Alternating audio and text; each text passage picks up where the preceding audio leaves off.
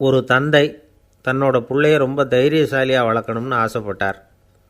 அதுக்காக அவனை கூப்பிட்டு உட்கார வச்சு இப்படி உபதேசம் பண்ணார். இதை பாருப்பா, நான் உன்னாட்டம் இருக்கிறப்போலாம் எதுக்கும் பயப்பட மாட்டேன், ரொம்ப துணிச்சலாக இருப்பேன். ஒரு நாள் ஒரு அப்பாவி எலியை ஒரு பூனை துரத்திட்டு ஓடிச்சு. நான் உடனே என்ன செஞ்சேன் தெரியுமா? அந்த பூனையை பிடிச்சேன், அது வாலில் ஒரு பட்டாசு சரத்தை கட்டினேன், கொளுத்தி விட்டேன், படபடன்னு வெடிக்க ஆரம்பிச்சுட்டுது. அது துள்ளிக்கிட்டு அங்கேயும் இங்கேயும் ஓடி இருக்கு பாரு ஓட்டம், ரொம்ப தமாஷு அப்படின்னார் அப்பா. இப்படி சொல்லிவிட்டு பையனை பார்த்து, இதை கேட்குறதுக்கு உனக்கும் துணிச்சல் வருதா? நான் என்னுடைய செயலை நீ கேட்குறப்போ உனக்கு துணிச்சல் வருதா அப்படின்னு கேட்டார். வருதுன்னா பையன். எப்படின்னா அப்படிங்கிற விவரத்தையும் சொன்னான் அவன். அதாவது எலியை விரட்டினத்துக்காக பூனை வாலில் பட்டாசு கொளுத்துனீங்க நீங்கள், பூனையை விரட்டினத்துக்காக உங்கள் கழுத்தில் பட்டாசு சரத்தை மாட்டினா என்னென்னு தோணுது எனக்கு அப்படின்னு நான் பையன். பையனோட துணிச்சல் அப்பாவே நடுங்க வச்சுட்டுது. அது சரி, ஒரு அப்பா பிள்ளைக்கு இப்படியா உபதேசம் பண்ணுறது? எல்லாருக்கிட்டையும் அன்பாக பழகிறது எப்படி அப்படின்னு சொல்லி கொடுக்கணும். பிஞ்சு உள்ளங்களில் நஞ்சை தூவலாமா? ஒரு நாள் விநாயகர் ஒரு பூனையோடு விளையாடிக்கிட்டு இருந்தாராம். அப்படி ஆசையாக விளையாடிக்கிட்டு இருந்தப்போ அவரோட கை நகம் தவறுதெல்லாம் பூனையோட முகத்தில் பட்டுட்டு தான். அது ஒரு சின்ன கீறலை உண்டாகி விட்டுது. அப்பா அவர் அதை ஒரு பெருசாக நினைக்கல. கொஞ்ச நேரத்துக்கு அப்புறம் விநாயகர் வீட்டுக்கு வந்தார். அவங்க அம்மா பார்வதி தேவியை பார்த்தார். பார்வதி தேவி கன்னத்தில் விரலால் கீறினது மாதிரி ஒரு அடையாளம் இருந்தது. விநாயகருக்கு அதிர்ச்சி, ஆச்சரியம். நம்ம அம்மா இந்த உலகத்துக்கே தாயார், அப்பேற்பட்ட அவங்க முகத்திலேயே கீறலை உண்டாக்கக்கூடியவங்க யாராக இருக்க முடியும் அப்படின்னு யோசனை பண்ணார். தாயே, உன்னுடைய கன்னத்தில் இந்த வடு எப்படிம்மா ஏற்பட்டதுன்னு கேட்டார். குழந்தாய், இது நீ செஞ்ச காரியம்தான்ப்பா, உன்னுடைய கை நகம் கீறினதுனால ஏற்பட்ட வடு தான் இது அப்படின்னாங்க அவங்க. விநாயகர் திடுக்கிட்டு போட்டார். எப்படிம்மா அது? நான் எந்த காலத்துலேயும் ஒன்று அப்படி கீறினதாக எனக்கு நினைவு இல்லையே அப்படின்னார். இன்றைக்கி காலையில் ஒரு பூனையை கீறினதை நீ மறந்துட்டியா அப்படின்னாங்க அந்த அம்மா. விநாயகர் திகைச்சு போய் நின்னார். பார்வதி தேவி சொன்னாங்க, இதை பார்ப்பா, இந்த உலகத்தில் இருக்கக்கூடிய எல்லா உயிர்கள்லேயும் நான் இருக்கிறேன், நான் தான் இந்த உலகமாக ஆகியிருக்கிறேன். ஆகையினால நீ யாரை துன்புறுத்தினாலும் அது உண்மையிலேயே என்ன துன்புறுத்தினதாக தான் வந்து முடியும் அப்படின்னாங்க. விநாயகர் மனசுக்குள்ளே ஒரு வெளிச்சம் ஏற்பட்டு தான். அதுக்கப்புறம் அவர் யாரையுமே கல்யாணம் பண்ணிக்காததுக்கு அதுதான் காரணமாக. இந்த உலகத்தில் எல்லாரையும், இங்கே இருக்கிற எல்லாத்தையும் தாயின் வடிவமாக அவர் பார்க்க ஆரம்பிச்சிட்டாராம். குருதேவர் ராமகிருஷ்ணர் இந்த கதையை எடுத்து சொல்லியிருக்கிறார். நபிகள் நாயகம் ஒரு தடவை ஒரு நாற்காலியில் உட்காந்து என்னமோ யோசனை பண்ணிகிட்டு இருந்திருக்கிறார்.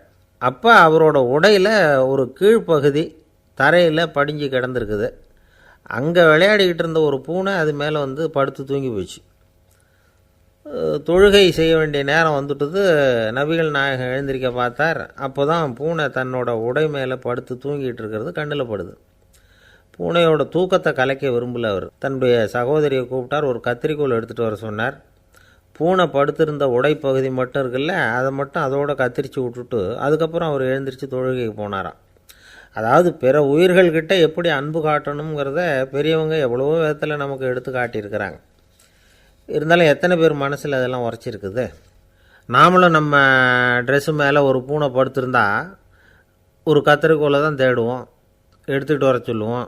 துணியை வெட்டுறதுக்கு பதிலாக இல்லை அதோட வாழை வெட்டினா என்ன அப்படின்னு தோணும். ஒரு ஆள் ரொம்ப பிரியமாக ஒரு பூனையை ஆற்றுல குளிப்பாட்டிக்கிட்டு இருந்தானா. எப்படி? அந்த பூனையை ஆற்று தண்ணியில் அமுக்கி அமுக்கி குளிப்பாட்டிக்கிட்டு இருக்கிறான்.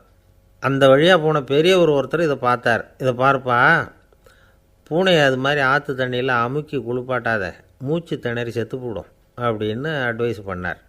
நீ போய் அவன் வேலையை பார்த்துக்கிட்டு, எனக்கு எல்லாம் தெரியும்னா இவன். சரின்னு அவர் போயிட்டார். கொஞ்ச நேரம் கழித்து அவரே அந்த வழியாக திரும்பி வந்துக்கிட்டு இருந்தார். ஆற்றுல பூனையை குளிப்பாட்டிக்கிட்டு இருந்தவன் அழுதுகிட்டு உட்காந்துருக்கிறான். பக்கத்தில் அந்த பூனை செத்து கிடக்குது. இதை பார்த்தார் பெரியவர். நான் தான் அப்போவே சொன்னேனே அந்த பூனையை ஆற்றுல நினைக்காதேன்னு, அதை கேட்டிருந்தா அப்படி ஆயிருக்குமா அப்படின்னார். அந்த ஆள் கோபமாக இவரை முறைச்சி பார்த்தான். அட போய்யா, இந்த பூனை ஆற்றுல குளித்ததுனால ஒன்றும் செத்து போகல, குளித்ததுக்கப்புறம் அதோட உடம்பு ஈரமாக இருக்குதுன்னு அதை புழிஞ்சேன், அதனால தான் இப்படி ஆயிட்டுது அப்படின்னு நானா. ஒருத்தர் அவசரமாக போய்கிட்டு இருந்தார். எங்கே போய்கிட்டு இருக்கீங்க அப்படின்னு கேட்டார் ஒரு பெரியவர். கடைக்கு போகிறேன் சார், சாமான் வாங்கிறதுக்கு அப்படின்னார். அங்கே போகிறதுக்கு முன்னாடி தெரிஞ்சிக்க வேண்டியதெல்லாம் தெரிஞ்சுக்கிட்டீங்களா அப்படின்னு கேட்டார் பெரியவர். கடைக்கு போய் காசை கொடுத்து ஒரு பொருளை வாங்கிட்டு வரப்போகிறோம், இதில் தெரிஞ்சிக்க வேண்டியது என்ன இருக்குது அப்படின்னார் அலட்சியமாக. இப்போ அந்த பெரியவர் பேச ஆரம்பித்தார். இந்த உலகத்தில் எந்த ஒரு செயலில் இறங்குறப்பவும் நாம் நல்லா ஆலோசனை பண்ண வேண்டிய விஷயம் 5 அப்படின்னார். உதாரணமாக, ஒருத்தன் கடைக்கு போய் ஏதோ ஒரு பொருளை வாங்கிட்டு வர போகிறான்னு வச்சுக்கங்களேன். அப்போ கூட அவன் 5 விஷயங்களை பற்றி தெரிஞ்சுக்க வேண்டியிருக்குது அப்படிங்கிறார் அவர். முதல்ல அந்த பொருள் எப்படிப்பட்டது அப்படிங்கிறத தெரிஞ்சுக்கணும். ரெண்டாவதாக தன்னை பற்றியும் தெரிஞ்சுக்கணும். அப்போ தான் அந்த பொருள் தனக்கு தேவையா இல்லையா அப்படிங்கிறத புரிஞ்சுக்க முடியும். மூணாவதாக தெரிஞ்சுக்க வேண்டியது ஒன்று இருக்குது. அது என்னென்னா, அந்த பொருளை அடையிறதுக்கு வழி என்ன அப்படிங்கிறத தெரிஞ்சுக்கணும். அதாவது எவ்வளவு பணம் கொடுத்தா அது கிடைக்கும், இது மாதிரியான விஷயங்கள். நாலாவதாக அந்த பொருளை அடையிறது மூலமாக நாம் அடையக்கூடிய பயன் என்ன அப்படிங்கிறதையும் உணரணும். அஞ்சாவது, அந்த பொருளை அடையிறதுல இருக்கக்கூடிய தடை எது அப்படிங்கிறதையும் நாம் தெரிஞ்சுக்கணும். பெரியவர் பேசுகிறது ஏதோ தத்துவம் மாதிரி தெரியுது இல்லையா? தத்துவம்தான். அதாவது இப்படி உலகியல் வாழ்க்கையில் சின்ன சின்ன விஷயங்கள்லேயே நாம் 5 விஷயங்களை தெரிஞ்சுக்க வேண்டியிருக்குது. அது ரொம்ப அவசியமாக இருக்குது. பேரின்ப நிலைன்னு சொல்கிறாங்கள்ல, அது மாதிரி பெரிய சமாச்சாரங்கள்லேயும் இந்த 5 விஷயங்களை நாம் தெரிஞ்சுக்க வேண்டியிருக்குது. அதுக்கு பேர் என்னன்னா அர்த்த பஞ்சகம். வைணவ சமயத்தில் அர்த்த பஞ்சகம்ங்கிறது ரொம்ப பெரிய விஷயம். கடைக்கு போகிறது மாதிரி கடவுளை பார்க்க போகிறப்பவும் நாம் 5 விஷயங்களை தெரிஞ்சுக்கணுமா. முதல்ல பரம்பொருள் அப்படிங்கிறது என்ன, அதோட தன்மைகள் என்ன, இதை தெரிஞ்சுக்கணும். இதுக்கு பேர் என்னென்னா பரமாத்ம ஸ்வரூபம் அப்படின்னு பேர். ரெண்டாவது, நாம் யார், நம்மோட தன்மை என்ன அப்படிங்கிறத தெரிஞ்சுக்கணும். நான் யாருன்னு எனக்கே தெரியலங்கிறப்போ இதை நான் சொல்கிறேன்னு இது என்னுடையதுன்னு சொல்கிறது தப்பு தானே. அப்புறம் மூணாவது விஷயம், பரம்பொருளை நாம் அடையிறதுக்கு வழி எது, இதை தெரிஞ்சுக்கணும். இது உபாய ஸ்வரூபம் அப்படின்னு பேர். நாலாவது விஷயம், நாம் அடைய வேண்டிய பயன்கள் என்ன அப்படிங்கிறத தெரிஞ்சுக்கிறது. இதுக்கு புருஷார்த்தம் அப்படின்னு பேர். அஞ்சாவது, அந்த பயனை அடைய விடாமல் தடுக்கிற தடைகள் யாவை அப்படிங்கிறத தெரிஞ்சுக்கிறது. இது விரோதி ஸ்வரூபம். இதைத்தான் தடையியல் அப்படின்னு சொல்கிறாங்க. அதாவது பரமாத்மாவை பற்றிய அறிவு, ஜீவாத்மாவை பற்றிய அறிவு, உபாயம் பற்றிய அறிவு, புருஷார்த்தம் பற்றிய அறிவு, இந்த 4 அறிவுக்கும் எதிரடையாக, அதாவது அதையெல்லாம் தப்பாக புரிஞ்சுக்கிறதால உண்டாகக்கூடிய அறிவு விரோதி ஸ்வரூபம்.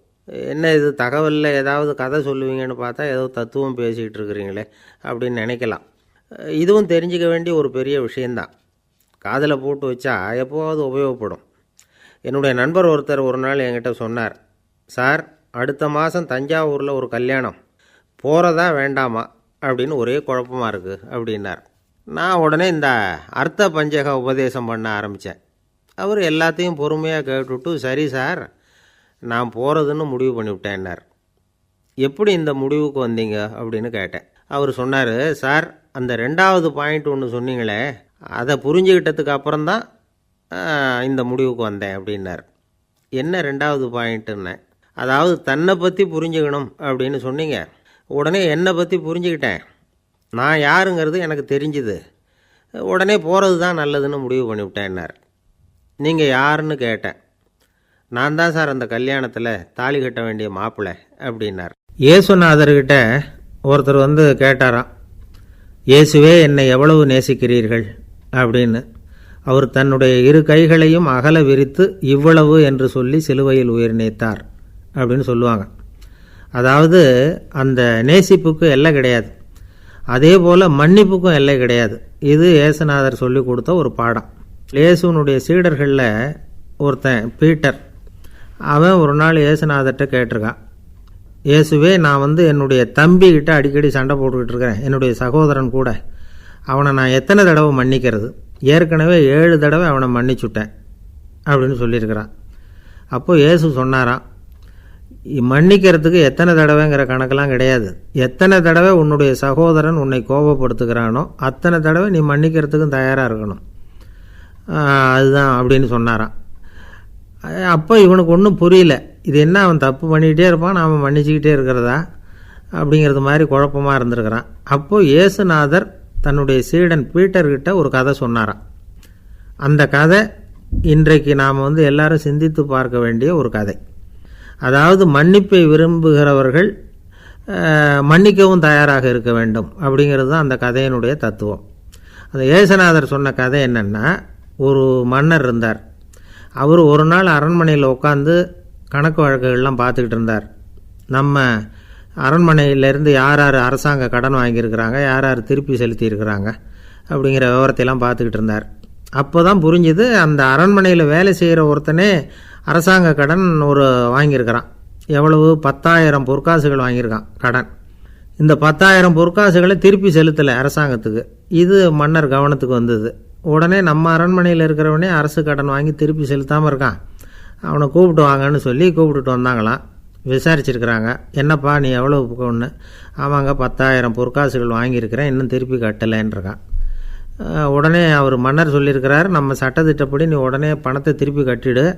அப்படி உன்னால் கட்ட முடியலன்னா உன்னுடைய வீடு வாசல் சொத்து சுகம் எல்லாத்தையும் விற்று அந்த பணத்தை அரசு கருவூலத்தில் சேர்த்துக்கிறதுக்கு நானே ஏற்பாடு பண்ணிடுறேன் அப்படின்னு அந்த மன்னர் சொன்னாராம். இவன் அப்படியே அதிர்ச்சி ஆகிட்டான். அப்படியே பொத்துன்னு காலில் விழுந்தானா, மன்னா என்னை மன்னிச்சுங்க, என்னால் முடியல, எனக்கு மன்னிப்பு கொடுங்க அப்படின்ட்டுருக்கான். உடனே அவர் எழுந்திரிச்சு, சரி நீ மன்னிப்பு கேட்டுவிட்டேன், அதனால் உன்னை மன்னிக்கிறேன், நீ பணம் கட்ட வேண்டாம் அப்படின்னு சொல்லி அந்த மன்னர் அவனை விட்டுட்டாராம். பணத்தையும் தள்ளுபடி பண்ணிட்டார், நீ திருப்பி கட்ட வேண்டான்னு. இவனுக்கு ரொம்ப மகிழ்ச்சி. அதனால் ரொம்ப உல்லாசமாக வந்துக்கிட்டு இருக்கிறான். தெருவில் வந்துக்கிட்டு இருக்கிறப்ப இவங்கிட்ட கடன் வாங்கின ஒருத்தன் எதுக்கு வந்துக்கிட்டு இருக்கான். அவன் இவங்கிட்ட ஒரு 100 பொற்காசுகள் கடன் வாங்கியிருக்கான். அவன் வந்தான், இவன் போய் அவன் சாட்டையாக பிடிச்சிக்கிட்டான், நீ எப்படா என் கடனை திருப்பி கொடுக்க போகிறேன்னு. அவன் இப்போ முடியல, கொஞ்சம் பொறுத்துக்கா, அப்புறம் தரேன் இருக்கான். அதெல்லாம் முடியாது, நீ கொடுத்து தான் ஆகணும் அப்படின்னு இவன் புடிவமாக சொல்கிறான். இப்போ நிலைமையை பாருங்கள், இவன் ஏற்கனவே 10,000 பொற்காசுகள் அரசாங்கத்தில் கடன் வாங்கினா அதுக்கு மன்னிச்சு விட்டுட்டார் இவனை. ஆனால் இவன் இன்னொருத்தனை மன்னிக்கிறதுக்கு தயாராக இல்லை. இவங்கிட்ட கடன் வாங்கின இன்னொருத்தன் 10 பொற்காசுகள், அவனை மன்னிக்க தயாராக இல்லை. அவனை கொண்டு போய் நீதிமன்றத்தில் கொண்டு போய் நிறுத்தி தண்டனை வாங்கி கொடுத்துட்டான். நீதிபதி என்ன சொன்னார், அந்த இவன் வாங்கின பொற்காசுகளை திருப்பி கட்டுற வரைக்கும் ஜெயிலில் இருக்கணுங்கிறது தீர்ப்பு. ஆனால் உடனே அரசர் காதில் விழுந்தது. சொல்லிட்டாங்க, உங்ககிட்ட மன்னிப்பு வாங்கிட்டு போனானே ஒருத்தன், அவன் இன்னொருத்தனை மன்னிக்கிறதுக்கு தயாராக இல்லை, அவனை கொண்டு போய் ஜெயிலில் அடைச்சிட்டான் அப்படின்னு. உடனே மன்னர் பார்த்தார், இவனை மறுபடியும் கூப்பிட்டு வர சொன்னார். தபாரப்பா, நான் உன்னை மன்னிச்சு விட்டேன், ஆனால் நீ இன்னொருத்தனை மன்னிக்கிறதுக்கு தயாராக இல்லை, அதனால் என்னுடைய தீர்ப்பையும் மாற்றுறேன், நீயும் அரசு கடன் தீர்ற வரைக்கும் ஜெயிலில் தான் இருக்கணும் அப்படின்னு சொல்லி ஜெயிலுக்கு அனுப்பிச்சிட்டாராம். இப்படி ஒரு கதையை இயேசுநாதர் தன்னுடைய சீடருக்கு சொன்னதாக ஒரு வரலாறு. அது என்ன, அதிலேருந்து நாம் புரிந்து கொள்ள வேண்டியதுன்னா, நாம் மன்னிக்கப்படணும்னு நாம் விரும்புகிறோம்னா நாம் இன்னொருத்தரை மன்னிக்கிறதுக்கு தயாராக இருக்கணும். அதனால் நாம் இன்னொருத்தரை யாரையும் மன்னிக்க மாட்டோம், ஆனால் என்ன இன்னொருத்தர் மன்னிக்கணும் அப்படிங்கிறது மாதிரி செய்யக்கூடாதுன்னு சொல்லுவாங்க. அது மாதிரி நாம் இப்போ இது தப்பாக புரிஞ்சுக்கிறவங்களும் இருக்கிறாங்க. பாவம் மன்னிப்புங்கிறதுலாம் எதுக்குன்னா, அதாவது மறுபடியும் பாவம் செய்யாமல் இருக்கிறதுக்காக தான். அதான் மன்னிக்கிறாரே அப்படிங்கிறதுக்காக மறுபடியும் பாவம் பண்ணிகிட்டு இருக்கிறது இல்லை.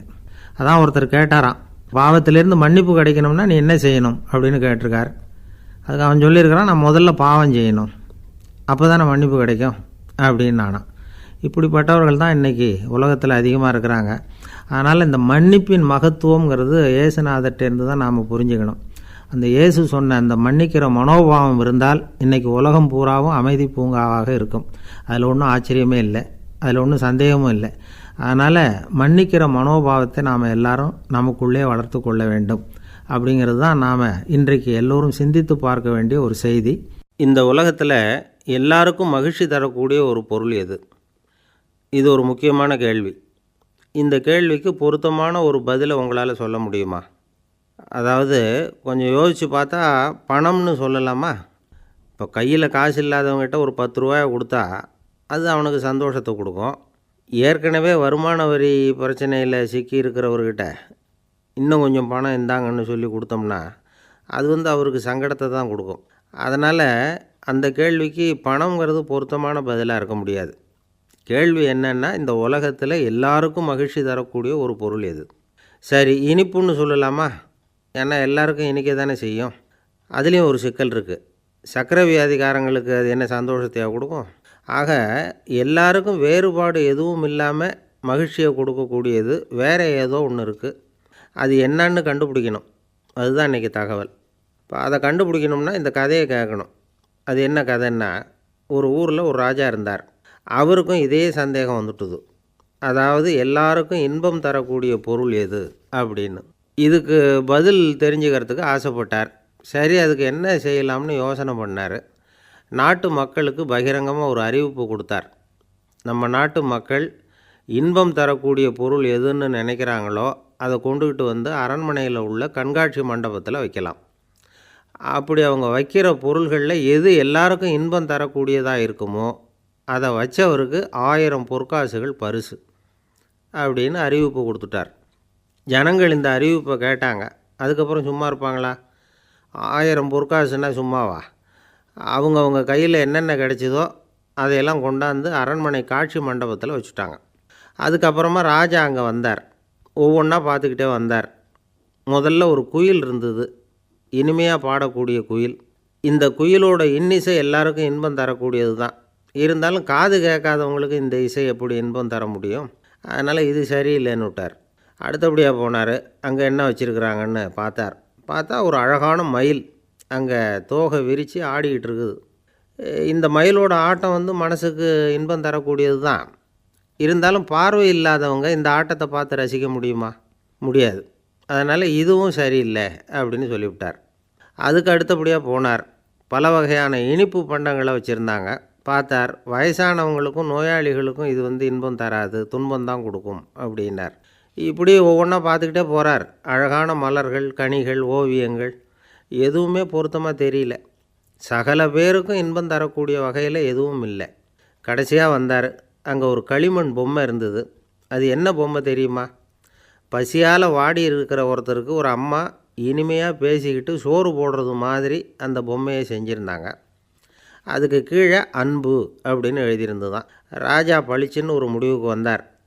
அந்த பொம்மையை செஞ்ச சிற்பியை வரவழைச்சார், பரிசு கொடுத்தார். அன்பு ஒன்று தான் எல்லாருக்கும் இன்பம் அளிக்கக்கூடிய பொருள்.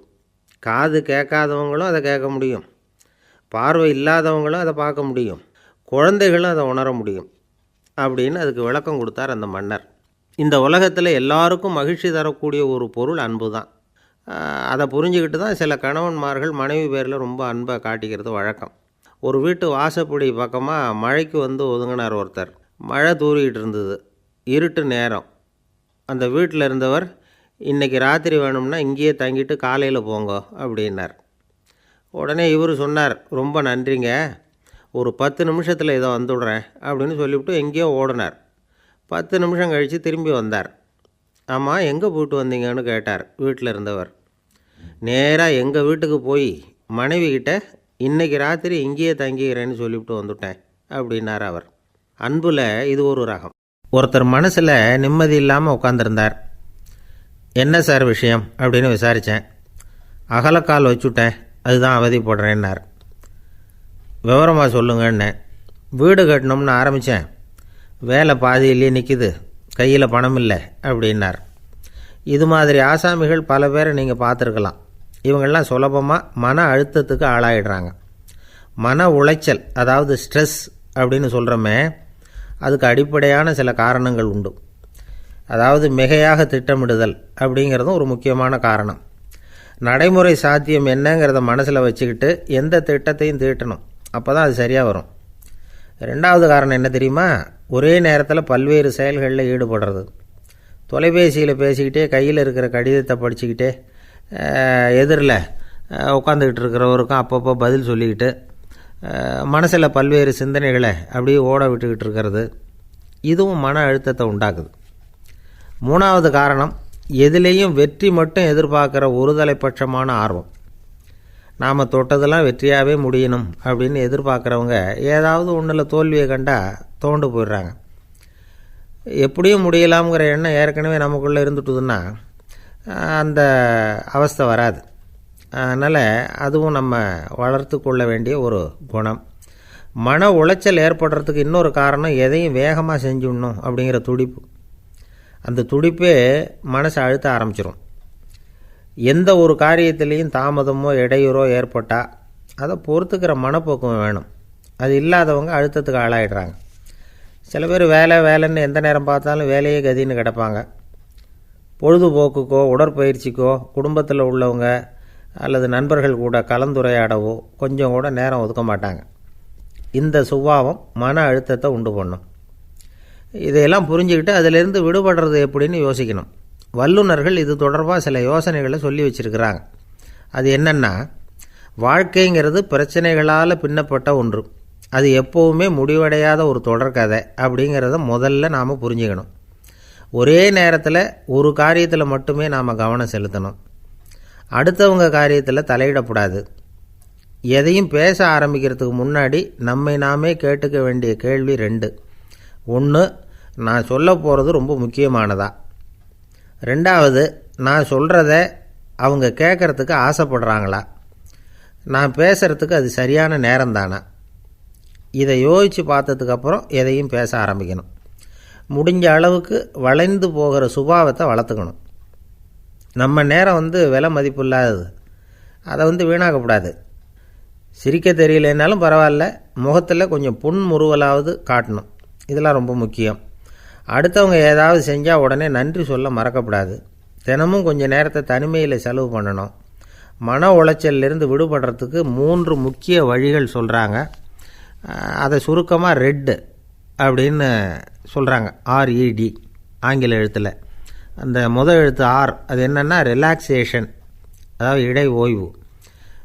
2வது E எக்ஸர்சைஸ், உடற்பயிற்சி. 3வது டயட், திட்டமிட்ட உணவு முறை. அதனால் தியானம், மூச்சு பயிற்சி இதெல்லாம் இந்த இடை ஓய்வுக்கு வழிகள். எந்த வேலையையும் தொடர்ந்து செய்யக்கூடாது. எல்லார்கிட்டையும் கலகலப்பாக பழகணும். மாதத்துக்கு ஒரு நாளாவது குடும்பத்தோடு வெளியில் போயிட்டு வரணும். சுலபமான உடற்பயிற்சிகளை செய்யலாம். உடற்பயிற்சிங்கிறது நமக்காக நாம் செய்கிற ஒரு நீண்டகால முதலீடு அப்படின்னு சொல்லுவாங்க. அதாவது லாங் டேர்ம் இன்வெஸ்ட்மெண்ட்டாக. அளவோடு சாப்பிட்ணும், மெதுவாக சாப்பிட்ணும். இதெல்லாம் கொஞ்சம் மனசில் வச்சுக்கிட்டு நடந்துக்கிட்டால் மகிழ்ச்சியாக வாழலாம். சில பேர் சாப்பாட்டு விஷயத்தில் ரொம்ப அக்கறை எடுத்துக்கிறது உண்டு. ஒரு குண்டு ஆசாமி சாப்பிட உக்காந்தார். முதல்ல ஒரு மாத்திரை சாப்பிட்டார். எதுக்குன்னு கேட்டோம். பசி எடுக்கிறதுக்குன்னார். சாப்பிட்டு முடித்தார். பிறகு மறுபடியும் ஒரு மாத்திரை சாப்பிட்டார். இது எதுக்குன்னு கேட்டோம். சாப்பிட்டது ஜீரணமாகறதுக்கு அப்படின்னார். இந்த உலகமே ஒரு நாடக மேடை. நாம் எல்லாரும் நடிகர்கள். இது ஞானிகள் சொல்கிறது. இது ஒரு பக்கம் இருக்கட்டும். இந்த உலகத்துக்குள்ளே எத்தனையோ நாடக மேடைகள், எத்தனையோ நடிகர்கள், எத்தனையோ நாடகங்கள். இதெல்லாம் எப்படி ஆரம்பமாச்சு? அதுதான் இன்றைக்கி தகவல். அதாவது ஆதி மனிதன் பேச ஆரம்பிக்கிறதுக்கு முன்னாடி சைகையாலேயே எல்லாத்தையும் சொல்லிகிட்டு இருந்தான். அதனால் அப்போவே நடிப்பு ஆரம்பமாயிட்டுது. முதல்ல ஒரு வேட்டையைத்தான் அவன் நடித்து காட்டியிருப்பான். இவன் எப்படி போனான், எதிரில் மிருகம் எப்படி வந்தது, அதோடு எப்படி சண்டை போட்டான், எப்படி அடித்து கொண்டுகிட்டு வந்தான். இதை அப்படியே மற்றவங்களுக்கு நடித்து காட்டியிருப்பான். ஏன்னா மொழி கிடையாது. இந்த காலத்துலலாம் நாடகங்களில் நடிக்கிறவங்கள நடிகர்கள்ங்கிறோம். ஒரு காலத்தில் இவங்களுக்கு என்ன பேர் தெரியுமா? திஸ்பியர்கள் அப்படின்னு பேரான். இதுக்கு காரணம் உண்டு. அதாவது 2000 வருஷத்துக்கு முன்னாடி கிரீஸ் நாட்டில் திசிபியஸ் அப்படின்னு ஒரு ஆள் இருந்தான். அவன் ஒரு பெரிய நாடக கலைஞன். அவன் சில இளைஞர்களை சேர்த்துக்கிட்டான், பயிற்சி கொடுத்தான், நாடக குழுவை உருவாக்கினான். நடிகர்களையும் நாடகத்துக்கு தேவையான பொருள்களையும் ஏற்றிக்கிட்டு போகிறதுக்கு ஒரு வண்டியையும் தயார் பண்ணான். அந்த வண்டியிலேயே அவன் கிரேக்க நாடு பூராவும் சுற்றினான். ஊர் ஊராக நாடகம் போட்டான். ஒரு ஊருக்கு போனதும் அங்கே நாடகம் நடத்த தியேட்டர் இருக்கா அப்படிங்கன்னெல்லாம் பார்க்குறதில்ல அவன். ஏன்னா அப்போலாம் தியேட்டர்னா என்னென்ன தெரியாது. நாடகம்னா அதை ஒரு மூடிய கொட்டைக்குள்ளே தான் நடத்தணுங்கிறது அப்போ யாருக்குமே தோணலை.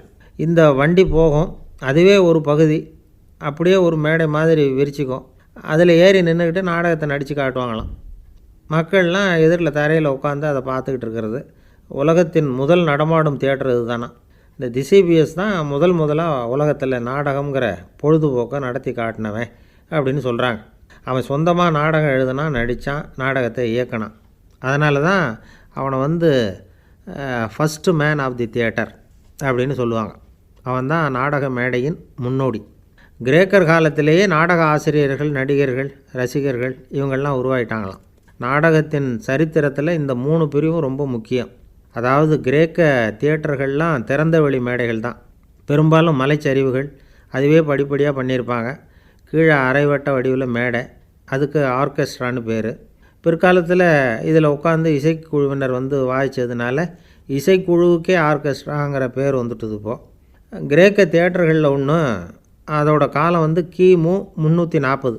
அதை இன்னமும் பாதுகாத்து வச்சுருக்கிறாங்களாம். எபிடாரஸ் அப்படிங்கிற இடத்துல அது இருக்குதான். இன்னமும் அந்த தியேட்டரை பயன்படுத்திக்கிட்டு வர்றாங்களாம். சிறந்த கிரேக்க நாடகங்கள்லாம் அங்கே நடிக்கிறாங்களாம். ஆரம்ப காலத்திலேயே கட்டணம் கிடையாது. அப்புறம் பின்னாடி தான் நுழைவு கட்டணம்லாம் அப்படியே வந்துட்டு தான். நடிகர்கள் வந்து பளபளப்பான ஆடைகள் உடுத்தியிருப்பாங்களாம். இந்த குதிகால் உயர்ந்த காலணிகள் போட்டிருப்பாங்களாம். இதெல்லாம் பழைய குறிப்புகள். பலவிதமான உருவங்களில் மாஸ்க் அப்படின்னு சொல்லப்படுற முகமூடி. அதனால் ஒரே நடிகர் பல வேடங்களில் நடிக்கிறது உண்டான். ஆரம்பத்தில் பெண் நடிகர்கள் கிடையாது, எல்லாம் ஆண் நடிகர்கள் தான். ரோமானியர்கள் தான் முதல் நிரந்தர நாடக மேடையை கட்டினவங்க. அதுதான் முதல் தியேட்டர். கிமு 1048 காலகட்டத்தில் பாம்பிங்கிற நகரத்தில் அதை கட்டியிருக்கிறாங்களாம். கிரேக்க ரோமானிய தியேட்டர்களின் அடிப்படையிலேயே இந்த இத்தாலிய வடிவமைப்பாளர்கள் இந்த குதிரை லாட வடிவில் ஒரு ஆடிட்டோரியத்தை உருவாக்கினாங்களாம். இப்படி அதை பற்றி நிறைய தகவல் இருக்குது. 1576 லண்டனில் இந்த வின்ஸ்பர்ரி, அப்புறம் இந்த பில்ட்ஸில், அப்புறம் ஜேம்ஸ் இப்படிங்கிறவர் முயற்சியால் தான் இங்கிலாந்தில் முதல் தியேட்டர் உருவாச்சான். அப்படி ஒருத்தர் இருந்தாராம். உலக நாடக மேடையின் வரலாறு இதுதான். அதாவது இப்போல்லாம் அறிவியல் வளர்ச்சி அதிகமாகிட்டுது. திரைப்படம், தொலைக்காட்சி எல்லாம் வந்தாச்சு. ஒவ்வொரு வீடுமே ஒரு குட்டி தியேட்டர் மாதிரி ஆகிட்டுது. தொலைக்காட்சி முன்னாடி உட்காந்தா எழுந்திருக்கவே மனசு வர்றதில்லை. ஒரு அம்மா ஒரு மனோதத்துவ டாக்டரை தேடிட்டு வந்தாங்களாம் இந்த காலத்தில். டாக்டர், எங்கள் வீட்டுக்காரர் எப்போ பார்த்தாலும் டிவி முன்னாடி உட்காந்துக்கிட்டு அதையே வெறிச்சு பார்த்துக்கிட்டு இருக்கிறார், உத்து பார்த்துக்கிட்டு இருக்கார், எனக்கு சந்தேகமாக இருக்குன்னாங்களாம். இது மனக்கோளாறு இல்லைங்க, ஆர்வக்கோளாறு, அவ்வளவுதான், இதுக்காக பயப்படாதீங்கன்னாரான் டாக்டர். அப்படி இல்லை டாக்டர், டிவி ஓடும் பொழுதும் நாம் எல்லாம் அதை பார்க்குறோம் சரி, ஆனால் அவர் அப்படி இல்லை, டிவியை நிறுத்தினதுக்கு அப்புறமும் அதையே உத்து பார்த்துக்கிட்டு உட்காந்துருக்கிறார், அதனால தான் சந்தேகப்பட்டு உங்ககிட்ட வந்தேன் அப்படின்னாங்களாம். ஒருத்தர் ரொம்ப அவசரமாக போய்கிட்டு இருந்தார். எங்கே சார் போகிறீங்கன்னு கேட்டோம். எனக்கு வேண்டியப்பட்ட ஒருத்தருக்கு குழந்தை பிறந்திருக்கிறதாக செய்தி வந்திருக்கு, அதுதான் ஆஸ்பத்திரிக்கு போயிட்டுருக்கேன், பார்த்துட்டு வரலாம்னு அப்படின்னார். அப்படின்னா கொஞ்சம் இப்படி உட்காருங்க அப்படின்னோம். சில விவரமெல்லாம் சொல்கிறேன், கேட்டுக்கிட்டு போங்க அப்படின்னோம். உட்காந்தார். அப்புறம் சொல்ல ஆரம்பித்தோம்.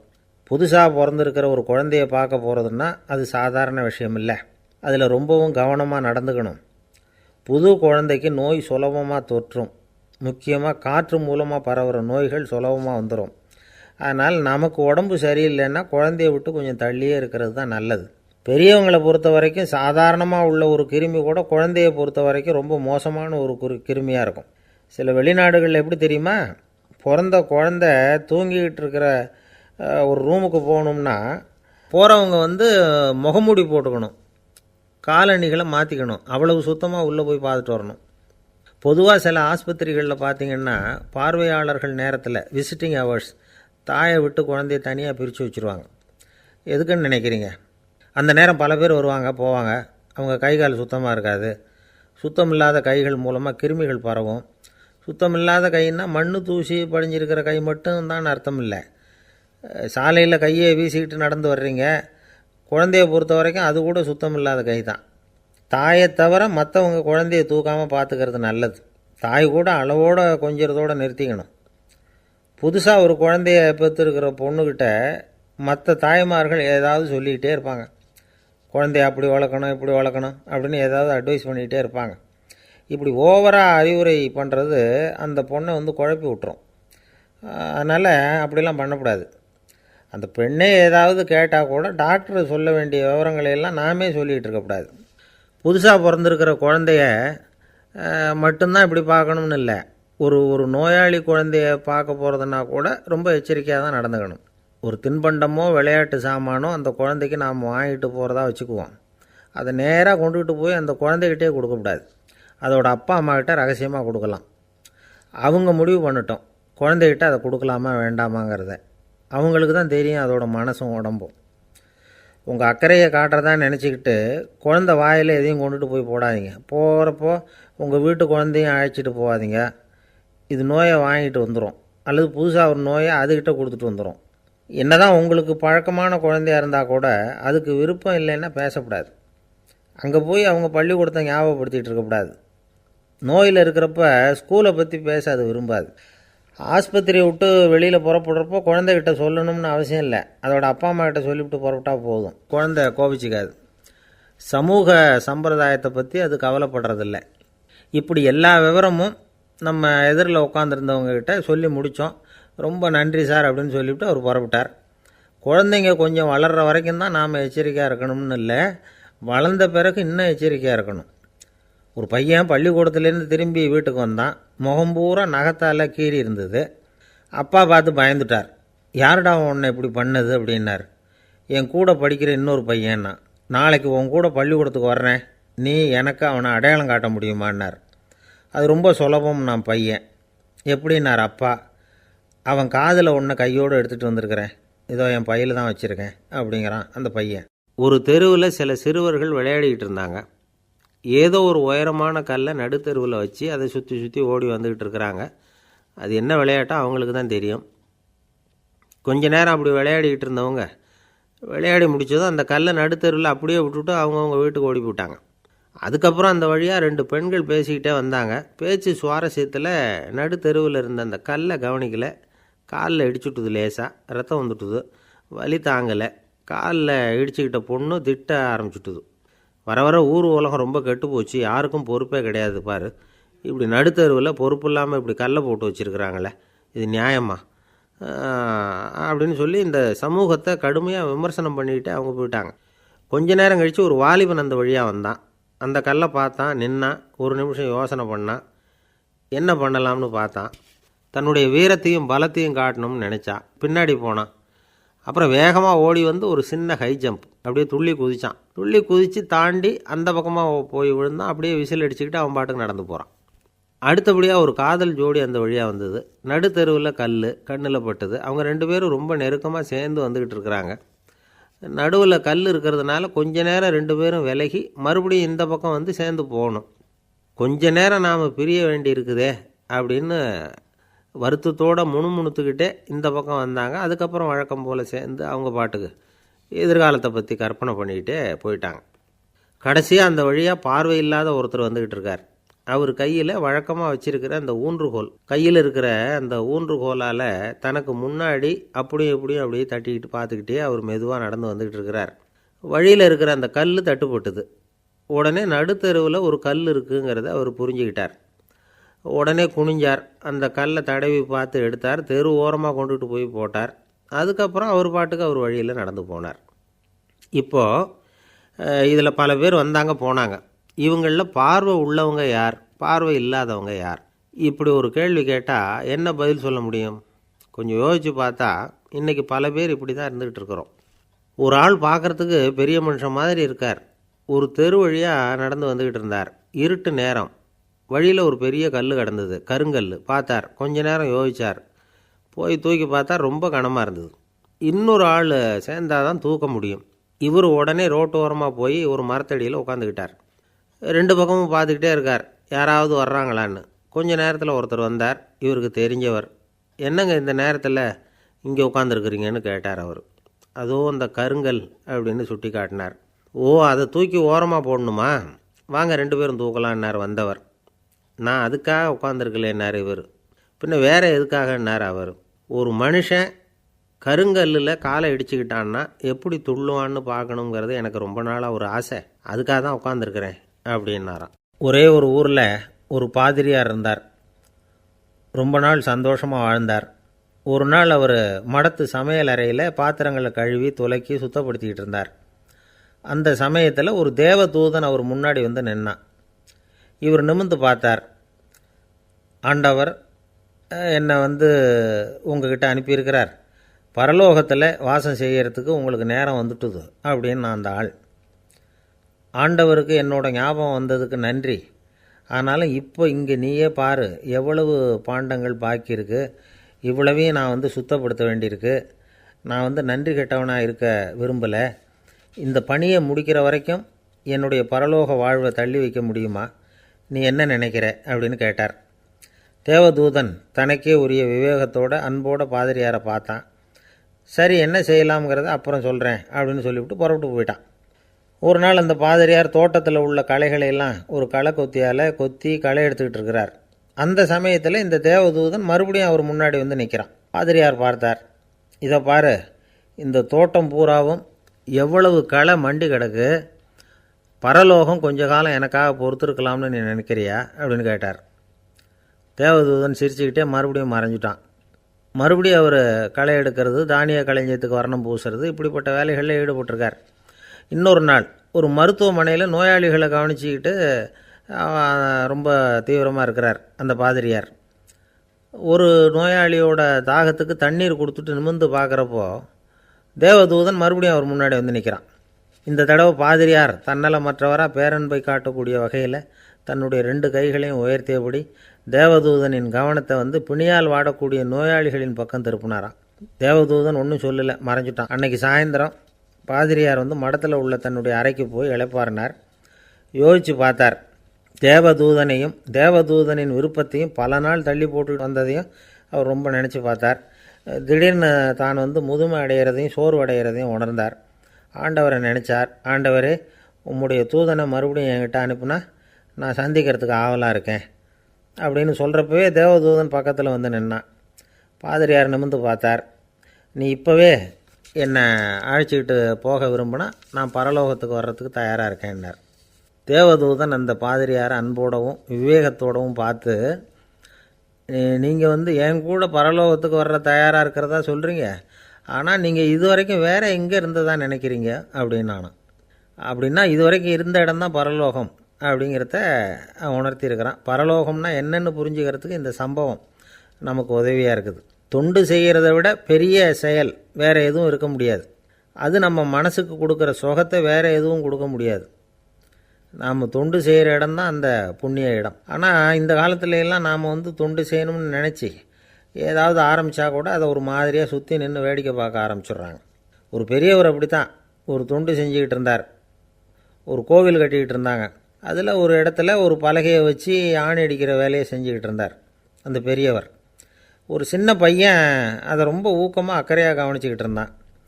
பெரியவர் இதை கவனித்தார். என்னப்பா பார்க்குற, உனக்கும் இது மாதிரி தொண்டு செய்யணும்னு ஆசையாக இருக்கா அப்படின்னு கேட்டார். அதுக்கு அந்த பையன் சொல்கிறான், அப்படி இல்லைங்க, நீங்கள் ஆணி அடிக்கிறப்போ கையில் சுத்தியால் அடிச்சுக்கிட்டா எப்படி துடிப்பீங்க, எப்படி கத்துவீங்கன்னு தெரிஞ்சுக்கிறதுக்காக அதை பார்க்கணும்னு ஆசை, அதுக்காக தான் காத்துக்கிட்டு இருக்கேன் அப்படின்னு நான். இந்த உலகத்தில் எவ்வளவோ உயிரினங்கள் இருக்குது. ஒவ்வொன்றும் ஒவ்வொரு விதமாக சண்டை போடுது. இப்போ 2 மாடு சண்டை போட்டுக்குதுன்னு வச்சுக்கோங்க, என்ன பண்ணும்? 2 முட்டிக்கும். அதுக்கு சண்டை போடுறதுக்கு ஆயுதமாக உபயோகப்படுறது அதோட கொம்பு. 2 சேவல் சண்டை போட்டுக்குதுன்னு வச்சுக்கோங்க, அதுக்கு ஆயுதமாக உபயோகப்படுறது அதோட கால் நகம். காலால் தான் அது ஒன்றோட ஒன்று சண்டை போட்டுக்கும். ஆனால் 2 மனுஷன் சண்டை போட்டுக்கிறான்னு வச்சுக்கோங்க, இவன் இன்னதை தான் ஆயுதமாக உபயோகப்படுத்துவான்னு குறிப்பிட்டு சொல்ல முடியாது. கல்லை எடுப்பான், கத்தி எடுப்பான், துப்பாக்கி எடுப்பான், என்ன வேணாலும் பண்ணுவான். வாயால் திட்டுவான், கையால் அடிப்பான், காலால் உதைப்பான், சகலகலாக வல்லவன். விலங்குகள்லாம் பொதுவாக வாயை சாப்பிட்றதுக்கு மட்டும்தான் உபயோகப்படுத்துது. ஆனால் இவனுக்கு சாப்பிட்றதுக்கும் அதுதான், சாப்பிட்டு விட்டு திட்டுறதுக்கும் அதுதான். ஆனால் ஒரு விஷயத்தில் மட்டும் கெட்டிக்கிறேன். அதாவது நாம் சண்டை போட்டுக்கிட்டாலும் பரவாயில்லை, கோழிகள் சண்டை போடாமல் இருக்கணும் அப்படின்னு ஆசைப்படுறான். எதுக்காக? கோழிகள் சண்டை போடாமல் இருந்தால் நிறைய முட்டைகள் போடுமா, அதுக்காக தான் இந்த அக்கறை. கோழி பண்ணை வச்சுருக்கிறவங்களுக்கு இது ஒரு பெரிய பிரச்சனை. அதாவது பண்ணையில் இருக்கிற கோழிகளுக்குள்ளே அடிக்கடி சண்டை வந்துடும். அதனால் முட்டை உற்பத்தி குறைஞ்சிரும். சரி, இதுக்கு என்ன பண்ணுறது? பண்ணையில் போய் உட்காந்துக்கிட்டு தினமும் பஞ்சாயத்து பேசிகிட்டு இருக்க முடியுமா? அமெரிக்காவில் கோழி பண்ணை வச்சுருக்கிற ஒருத்தர் இதை பற்றி யோசனை பண்ணி பார்த்தாராம். ஒரு வழியையும் கண்டுபிடிச்சிருக்கார். கோழிக்கெல்லாம் மூக்கு கண்ணாடி மாட்டி விட்டுட்டோம்னா அது சண்டை போடுற குணம் குறைஞ்சிரும், முட்டை அதிகமாகிடும். அந்த கண்ணாடியில் உள்ள லென்ஸு சிவப்பு நிறத்தில் இருக்கணும், அவ்வளவுதான் அப்படின்னு அவர் கண்டுபிடிச்சாராம். இது ஏற்கனவே நடைமுறையில் கண்டுபிடிக்கப்பட்ட ஒரு விஷயம். ஆனால் எல்லா கோழிக்கும் சிவப்பு மூக்கு கண்ணாடி எப்படி மாட்டி விடுறது? அப்படியே மாட்டி விட்டாலும் அது நழுவாமல் இருக்கணுமே. இப்போ நாமெல்லாம் நடு விரலால் மூக்கு கண்ணாடி நடுவில் தொட்டு அப்படி ஸ்டைலாக சரி பண்ணிக்கிறோம். அது மாதிரி கோழி எப்படி சரி பண்ணிக்கும்? இதுதான் பிரச்சனை. இதுக்கு அவர் என்ன வழி கண்டுபிடிச்சாருன்னா, கோழிக்கெல்லாம் மூக்கு கண்ணாடிக்கு பதிலாக விழியொட்டு வில்லைகள், காண்டாக்ட் லென்ஸ், அதை பொருத்தி விட்டா என்ன அப்படின்னு யோசனை பண்ணார். அதே மாதிரி பண்ணார். அதே மாதிரி செஞ்சு பார்த்தார், வெற்றி. அதுக்கப்புறம் கோழியெல்லாம் சண்டை போட்டுக்கலையாம், சமாதான பிரியர்களாக ஆகிட்டு தான். கோழிகளுக்கு இயல்பாகவே சண்டை போடுற குணம் உண்டு. ஆனால் அதோட கண்ணுக்கு பார்க்குற பொருள்லாம் ரோஜா நிறத்துலையோ அல்லது இன்னும் சொல்லப்போனால் அழுத்தமான சிவப்பு நிறத்துலையோ தெரிஞ்சதுன்னா சண்டை போடுற குணம் குறைஞ்சிருதான். அந்த சமயத்தில் அது அதிகமாகவும் முட்டையிட ஆரம்பிச்சுடுதான். அதே நேரத்தில் இரை எடுக்கிறத கூட குறைச்சிக்குதான். இது ஏன் இப்படி பண்ணுதுங்கிறது விஞ்ஞானிகளுக்கு இன்னமும் புரியலையா. எப்படியோ அமெரிக்க கோழிகள்லாம் கான்டாக்ட் லென்ஸ் பொருத்திக்க ஆரம்பித்தாச்சு. கோழி கழுத்தை பிடிச்சிக்கிட்டு ஒரு சில வினாடிகளில் அதை பொருத்தி விட்றாங்களாம். கோழியோட ஆயுள் பூரா அது அப்படியே இருக்குமா. பண்ணையில் முட்டை உற்பத்தி குறைஞ்சா இது மாதிரி விஞ்ஞானபூர்வமாக பரிகாரம் தேடுறது தான் நல்லது.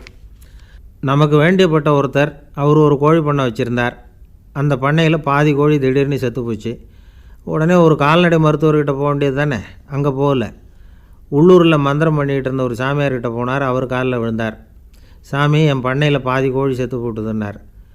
சாமியார் யோசனை பண்ணார். சரி, பண்ணையில் வாசப்படி கிழக்கு பக்கமாக வச்சுருக்கியா மேற்கு பக்கமாக வச்சுருக்கியான்னு கேட்டார். கிழக்கு பக்கமாக இருக்குன்னார் அவர். அதுதான் தப்பு, மேற்கு பக்கமாக அதை மாற்று சரியாக போடும்னாராம். அதே போல் இவர் போய் மாற்றிவிட்டார். அப்பவும் பாதி செத்து போச்சு. மறுபடியும் சொன்னார், சாமி மறுபடியும் பாதி கோழி செத்து போட்டுதேன்னார். சரி, கூரை எப்படி போட்டிருக்க, ஓடு போட்டிருக்கியா இல்லை கீத்து போட்டிருக்கியான்னார். ஓடு போட்டிருக்கேன்னாராம் அவர். அதுதான் தப்பு, அது கீத்து போட்டுரு சரியாக போடும்னாராம். சரின்னு போய் அதையும் மாற்றி பார்த்தார். மறுபடியும் போயிட்டுது, கோழி செத்து போச்சு. வந்தார். மறுபடியும் பாதி செத்து போச்சு சாமின்னு வந்தார். இவரும் யோசனையை மாற்றி மாற்றி சொல்லிகிட்டே இருக்கிறார். இப்படி அவரும் மாற்றி மாற்றி பார்த்தார். 6வது தடவையாக அவரை தேடிட்டு வந்தார். அந்த சமயத்தில் இவர் ரொம்ப தீவிரமாக யோசனை பண்ணி பார்த்துட்டு, அது சரிப்பா, நீயும் என்கிட்ட சளைக்காமல் வந்துக்கிட்டு இருக்கிற, நானும் யோசனை சொல்லிகிட்டு இருக்கேன். இப்போவும் உங்ககிட்ட சொல்கிறதுக்கு என்கிட்ட யோசனை நிறையா இருக்குது. ஆனால் சோதிக்கிறதுக்கு உங்ககிட்ட கோழி இல்லையே, என்ன பண்ணுறது அப்படின்னாராம் இவர்.